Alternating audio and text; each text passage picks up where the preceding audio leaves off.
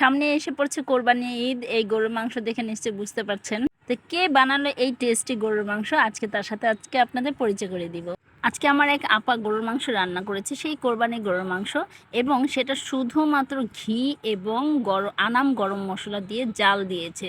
বিশ্বাস করতে পারবেন না যে এত বেশি টেস্ট হয়েছে, এত বেশি টেস্টি হয়েছে। আপনারা যদি খান আপনারা তার থেকে রেসিপি অবশ্যই চেয়ে নেবেন যে কিভাবে রান্না করলেন আপা, এটা কিভাবে সম্ভব যে এত টেস্টি কিভাবে হয়। আসলে কথায় আছে যে ব্যবহারে নাকি বংশের পরিচয়। তো আমি কিন্তু এই আপার বাসায় তার বাচ্চাকে স্টাডি করাই, মানে আমি তার টিউটর। তো দেখা যাচ্ছে যখনই সে ভালো কিছু রান্না করে তখনই মানে আমাকে দিবে এবং দিয়ে খাবেই, মিস নেই। তো সেটা সে না দিলেও কিন্তু পারতো, কিন্তু এই যে আন্তরিকতাটা আমার কাছে এত বেশি ভালো লাগে। অনেকের বাসায় গেলে কিন্তু টিচারদেরকে নাস্তাটুকুও দেয় না, কিন্তু এই আপা আমাকে এতটা আপ্যায়ন করে, বিশ্বাস করবেন আমার মনটা ভরে যায়। এখন নিশ্চয়ই আপনারা বলবেন আপু আপনাকে খাওয়াইছে বিধায় এত প্রশংসায় পঞ্চমুখ হয়ে গেছেন, তার মুখটাকে পঞ্চমুখ করে দিয়েছেন।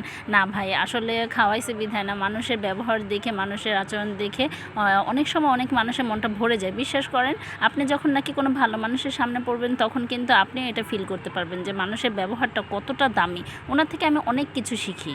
এই হলো আমার সেই বিখ্যাত স্টুডেন্ট। আমার এই স্টুডেন্টকে নিয়ে আমি আবার একটা ভিডিও মেক করেছি, অনেক মজার ভিডিও। আমার চ্যানেলের রিলসগুলো দেখলে সেই মজার ভিডিওটা পেয়ে যাবেন।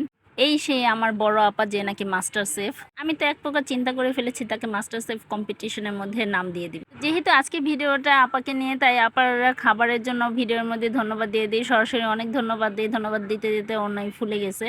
তো আবার ধন্যবাদ দিলাম আপা, আপনাকে অনেক ধন্যবাদ আমাকে এত মজা মজা খাবার খাওয়ানোর জন্য।